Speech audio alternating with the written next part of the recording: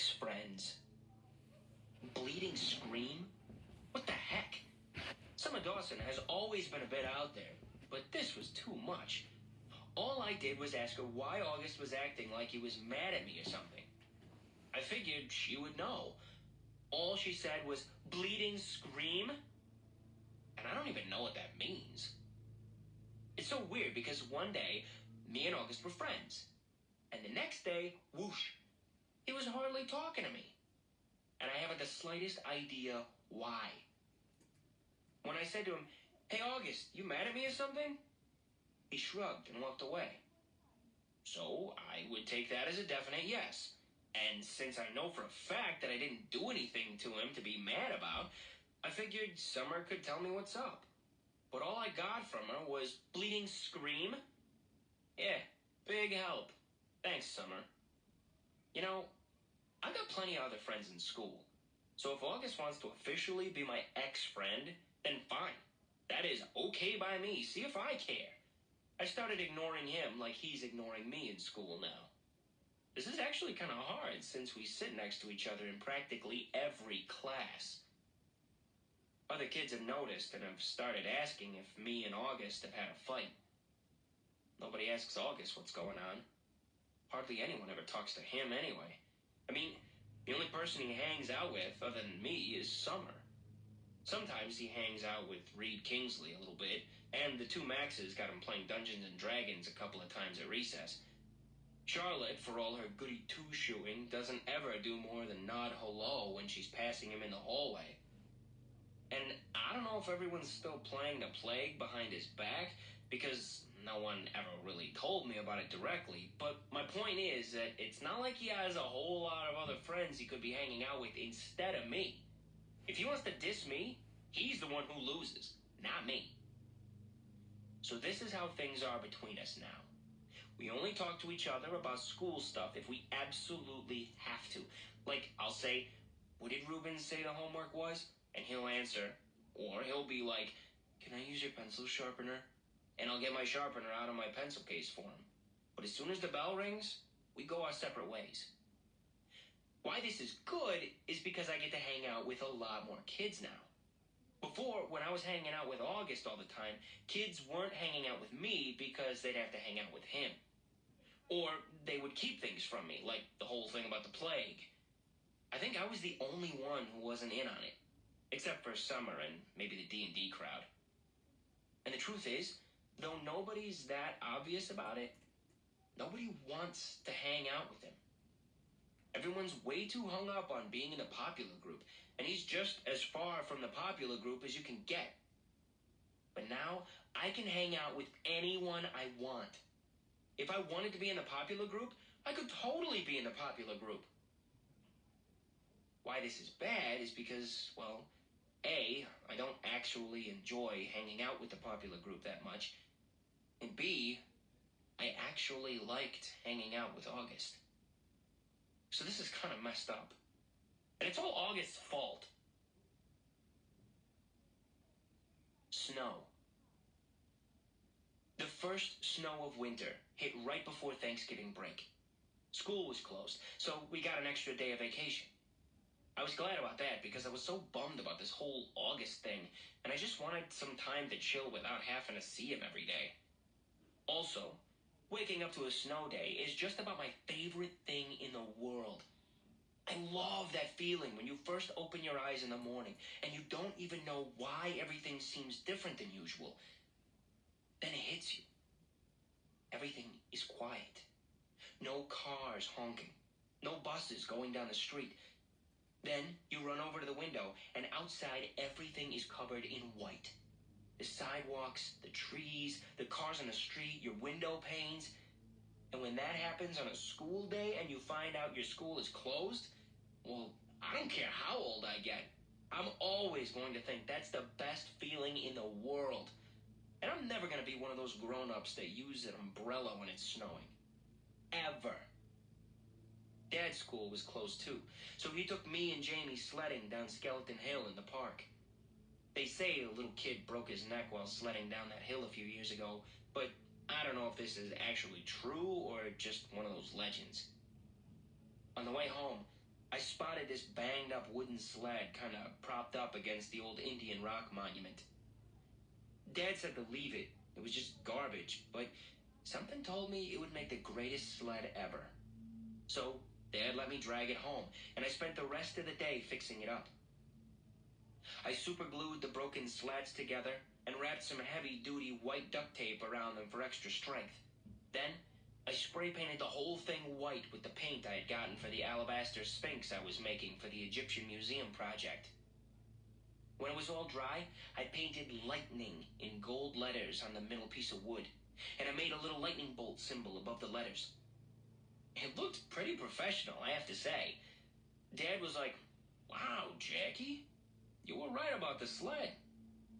The next day, we went back to Skeleton Hill with lightning. It was the fastest thing I've ever ridden. So much faster than the plastic sleds we'd been using. And because it had gotten warmer outside, the snow had become crunchier and wetter. Good packing snow. Me and Jamie took turns on lightning all afternoon. We were in the park until our fingers were frozen and our lips had turned a little blue. Dad practically had to drag us home.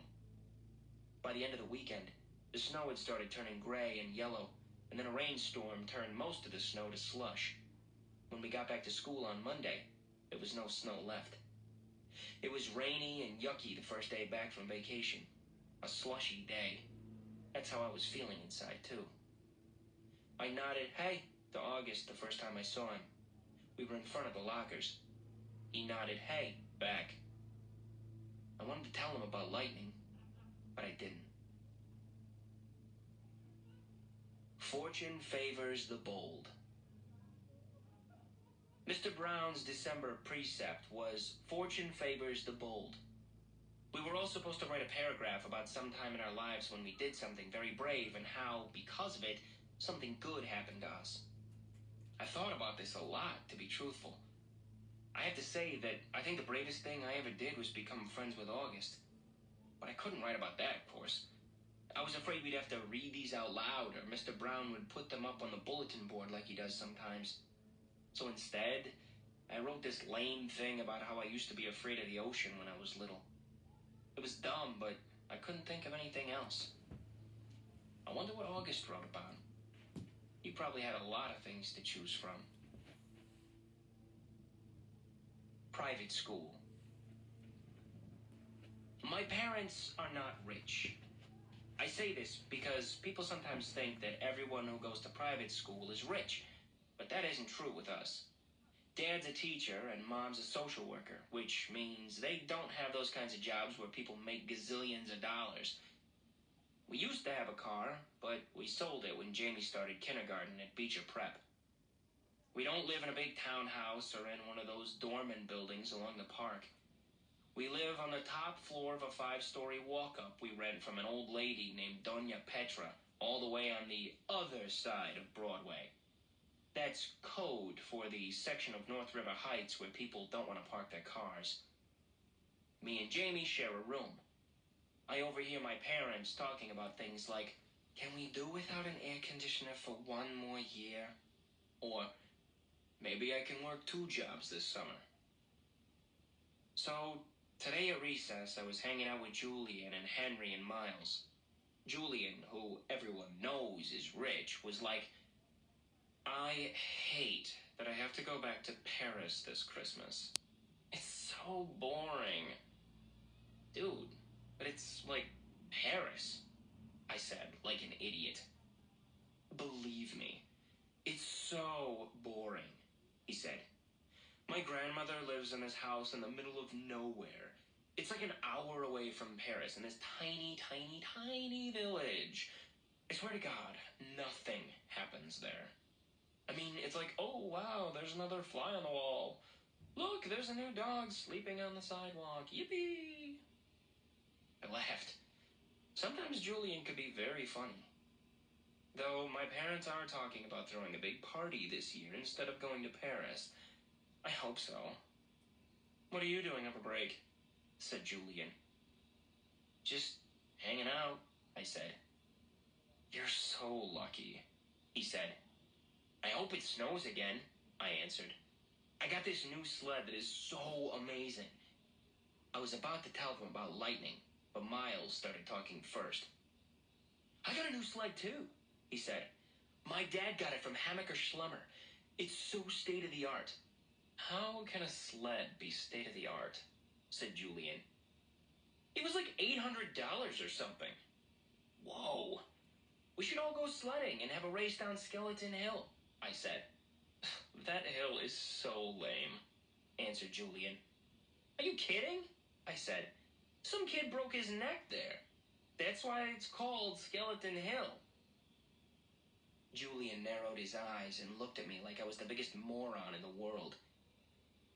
It's called Skeleton Hill because it was an ancient Indian burial ground. Duh, he said.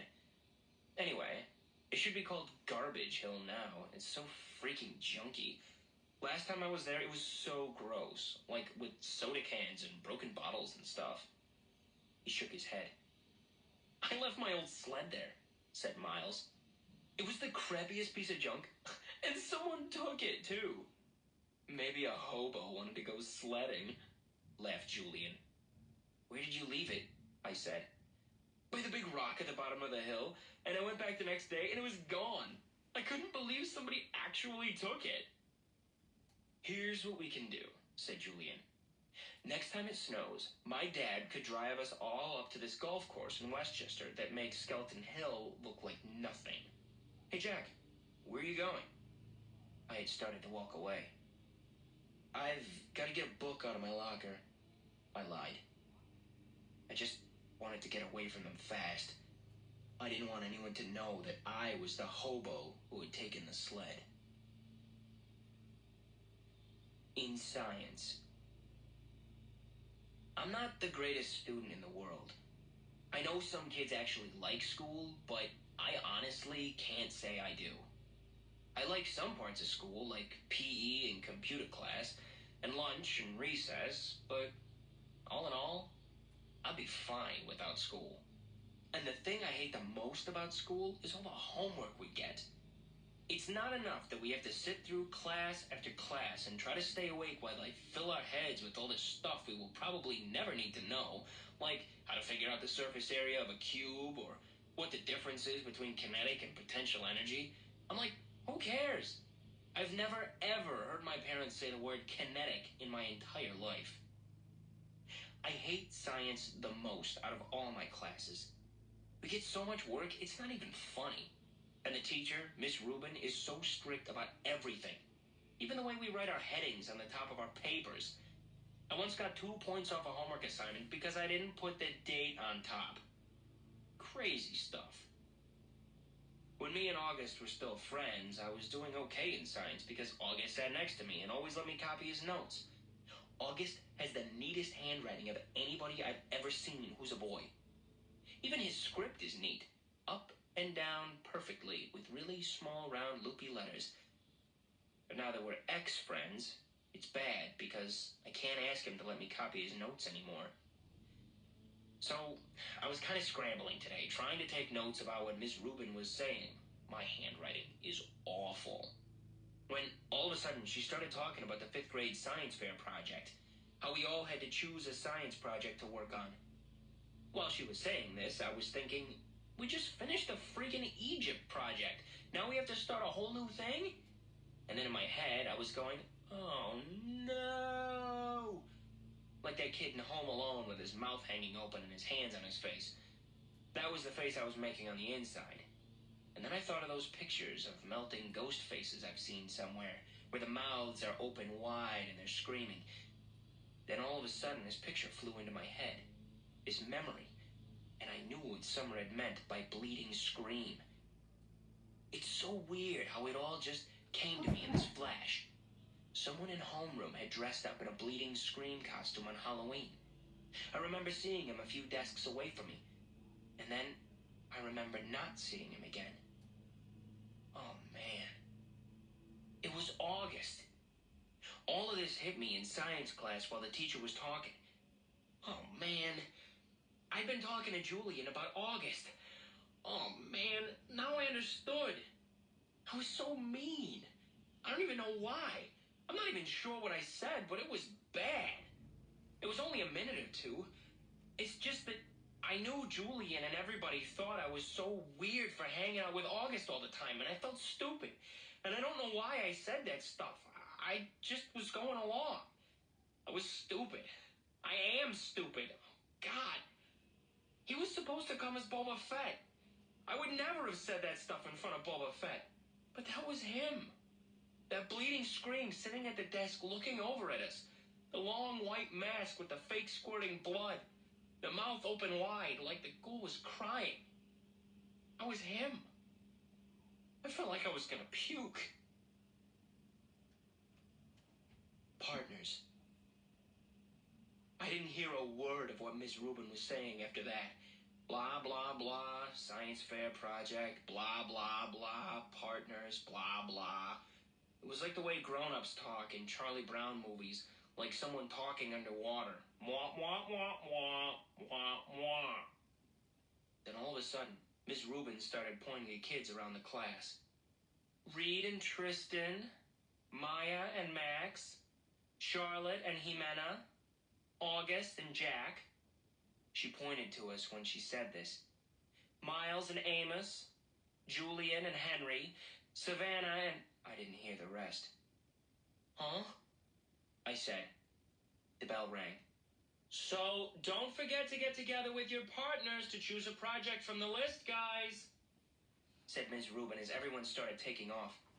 I looked up at August, but he had already put his backpack on and was practically out the door. I must have had a stupid look on my face, because Julian came over and said, looks like you and your best bud are partners. He was smirking when he said this. I hated him so much right then. Hello, Earth to Jack Will, he said when I didn't answer him. Shut up, Julian.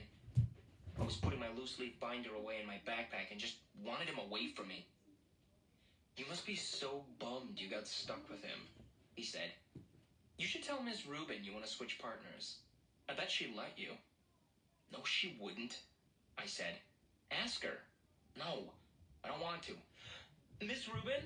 Julian said, turning around and raising his hand at the same time. Miss Rubin was erasing the chalkboard at the front of the room. She turned when she heard her name. No, Julian! I whisper-screamed. What is it, boys?